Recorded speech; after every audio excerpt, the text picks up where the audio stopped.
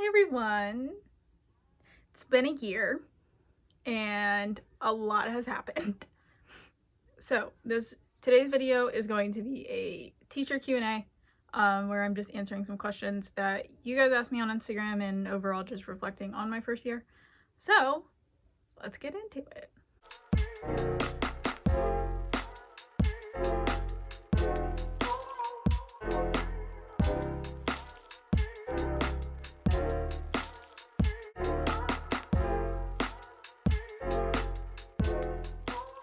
So the first question I have is, what is one thing that I want to do differently in year 2?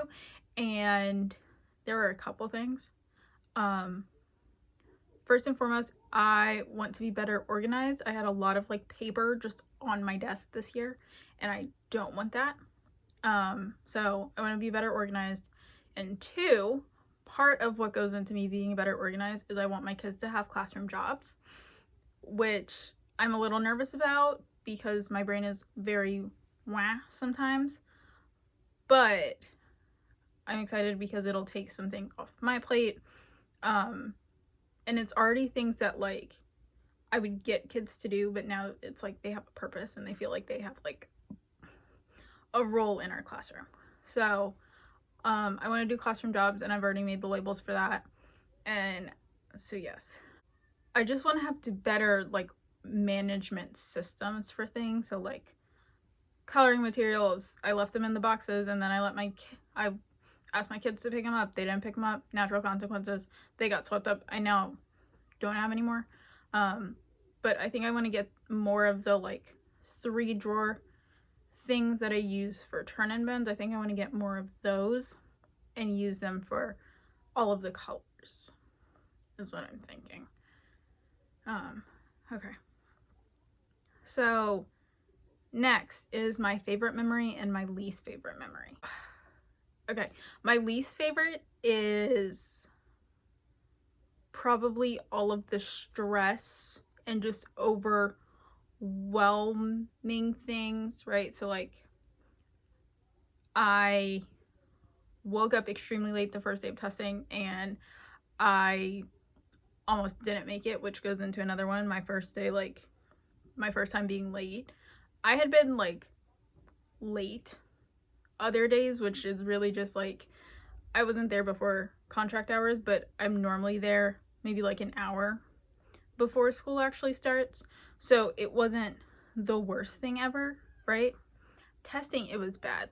One of my teammates called me and was like, "Are you coming in?" And it was 9:08 and kids come in at 9:03. So I was really late. It was bad.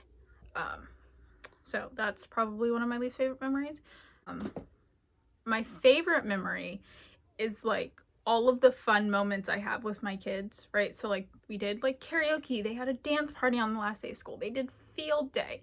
But one that sticks out to me is, I forget when it was. It must have been February, March or something. And I had been listening to Reputation in the car and I came in and I was I'm putting on the Reputation instrumental. And I found one that it was a karaoke version, so it had the lyrics with it.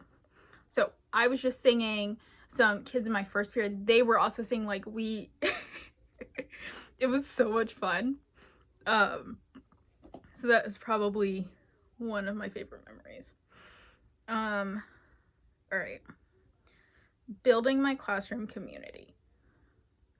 So there are some things I want to do differently, but I don't regret the way that I did my first year. So I spent that first week doing a lot of community building and get to know you stuff, right? And part of it's because I'm new and I don't know what I'm doing, but it's also I think they needed that time.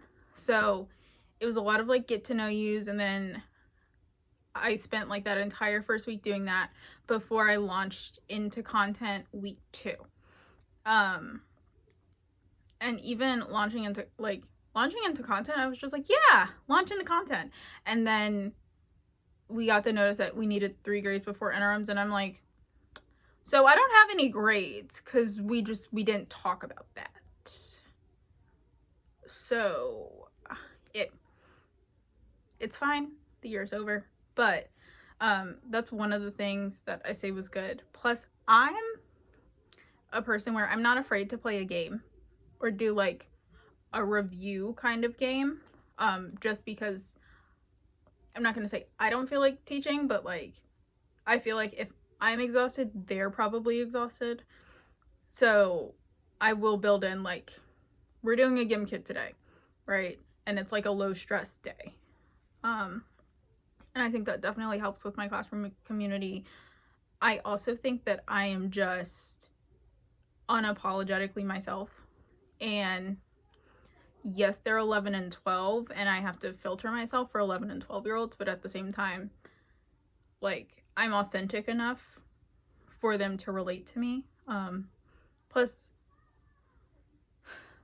I feel like just over time, they understand that I'm there to support them, especially with all the like little things I do. Like, I check in with them, right? I give them fun nicknames. Like, I think that are some of the things that really help foster my classroom community this year, even though I was super annoyed with my kids by the end of the year.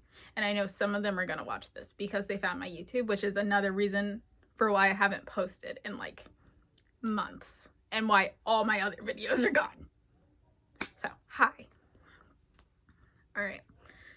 Next, I got a question about prepping for departmentalizing, and I will say that I went into my job.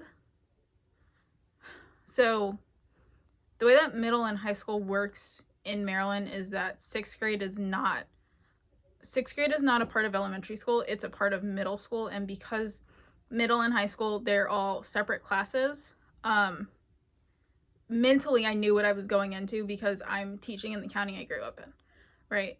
So mentally I knew what I was getting myself into. And then I couldn't really do any like content prep because I didn't have access to the curriculum guide until maybe 2 weeks before kids came in. And there was a lot I didn't know just in terms of like how my content team planned, right? Didn't know that. And that was something all in itself. But like mentally I already knew I'm going in here as a social studies teacher for sixth grade, right? So there wasn't a whole lot of mental preparation for, oh my god, I'm departmentalized. In terms of organization, because I already knew that I was going to have like 4 different class periods, because I was able to peruse the website for my school beforehand, I was able to see their schedule for last year and knew, okay, so I'm gonna have 4 classes, right? Plus we have our 2 electives, lunch, so I can make schedule cards like that. I can make my turn and bin labels, right? And then because it's 6, I can have first and second together, fourth and fifth together, and then I can also put like blank paper and line paper under them, and those worked like so well, right? Like, because they're like, where do I get blank paper? And I'm like, in the blank paper bin. Like, it's labeled, it's clearly defined, and it also worked really well for when I needed to restock. It had a place. Plus the bins, they work so well. Okay, especially labeling them and having them in a thing where I can just pop them out, right? It also worked for my kids, which they would leave their papers strewn all over the counter if they popped the bin out, but they were able to take them out and then sift through it like that. So I think that worked out very well, and I'm using those again next year, like without a doubt.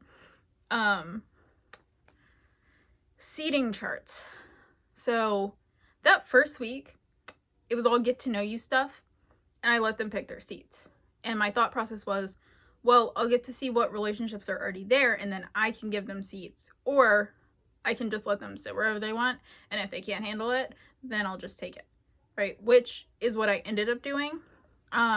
And then I tried to do that seating chart where you put them together based on like zodiac sign. Oh my god, no, absolutely not, never again. I can't do it. I cannot. So the way I found that works best for me is how to minimize talking. Because my classes are already, so the way that my classes work is because English and math have their advanced classes in the afternoon. My advanced classes, because there's not advanced social studies, my advanced classes were in the morning and my standard classes were in the afternoon. So my kids are already like kind of grouped together. But at the same time, I'm just minimizing conversations because I know who's friends by the end of the year. So how can I just minimize these conversations? Who really does not like each other, who sometimes eat with, like, that was my method for seating charts. It was never based on like data or like reading groups or anything. Like, I don't have access to reading groups. I barely have access to their iReady scores, so I can't base a seating chart off of that. So seating, I was really just like, I don't know. And I moved my desk around a lot, just because I needed to figure out what I liked. And so I had them in groups of 6 to start, then I moved them into groups of 4, which I like the groups of 4 for like group work. But after the groups of 4, I moved them into like E's. It's like the E-shaped thing. And I liked it, but I hated the way that they move them. Like, they would shift the desk, and then there was no good way for them to do group work. Like, I can do partners, but I can't have more than like a pair or a trio because I have 32 desks. The last desk aren't being used. So so I understand why people like the E. I'm like iffy about it. I think it would work better if I had maybe a smaller class size, but my largest class was 30 and my smallest was 25. So, and, oh, I really liked groups of 2, right? I just had rows of pairs. It was 3 rows of pairs, and I just really, really liked that. So I've decided that is how my desks are going to be arranged when they come in. It's going to be groups of pairs, and I got zip ties so I can zip tie the bottoms of them together, because someone had that like teacher hack where you zip tie. I'm so sorry if you hear my dog in her bed, but you zip tie the desks together so that it's harder for them to like move them and shift them, which I think is going to be a lifesaver for me. And because our desks are weird, right? It's like a weird shape. So I'm gonna zip tie the bottoms of them together. And then if I want to put them into groups of 4, it'll be really easy for me to just swing the desk, and like if they're like this, move them like that. So that's my thought process. At least we're gonna see how that works. If not, I just don't zip tie them again next year. But yes, I'm putting them in groups 2, and then I think I might alphabetically give them seats, or I might let that first day be like because so the first day for 6th grade is earlier than the rest of school, so that they can get like acclimated, even though it takes them maybe like a good like couple weeks to fully get acclimated. So I think I might let that first day be like, I think I might do that first day.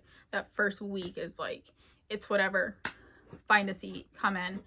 But I also think I might just put names on desk and because that'll make their introductions to me a little bit easier. I haven't fully figured it out. All right. And what is something that went better than I thought? All of my lessons. Or I'll admit, a couple of the ones first quarter didn't go as well as I hoped. But I came in like second quarter and we were talking about Greece, right? And we did like our first like social media project and they really liked it, right? And then we talked about Rome and we did something else and they liked it. And then we moved into Africa and they like designed Lego figures and they loved that. And then our very last project, they designed their own country, and I was really nervous about it. Like, I put it on my Instagram story because I was just like, I really hope that this goes well. Like, I'm excited for this. I think they're really gonna like it. And then it went so well, right? Like, they were very creative. They had a lot of fun with it. And so I think that is just, I'm like, it went so much better, right? Plus, the year as a whole was significantly amazing. Your first year is always hard. And like, you know, it's going to be rough, but I had like an amazing first year. And I feel weird saying that because I know that that is not the general experience, but I had a really good first year. I'm excited to go back and work with my team. I'm excited to see my coworkers and my friends again, right? I'm excited to see my students from last year. Oh, that's so weird. It hasn't fully hit me that I'm not seeing these kids again, so bear with me. But I'm excited to see my students. I'm excited to decorate a classroom again. Like, I'm just very excited for, I feel like I had a really good year, and I'm excited for what this next one holds, even though I know that your second year is a lot of times worse than the first because you already have all the content down. Now it's just management. So, fingers crossed for year 2. All right. If you have any questions about anything I said, feel free to leave a comment down below. Please also follow me on Instagram or Twitter. I'm not as active on Twitter, but I'm super active on my Instagram. I post on my story regularly. I don't make actual feed posts, but if you send me a DM, I'll see it. I'll respond. And yeah, I hope you all have a wonderful rest of your day, and I will see you in the next one.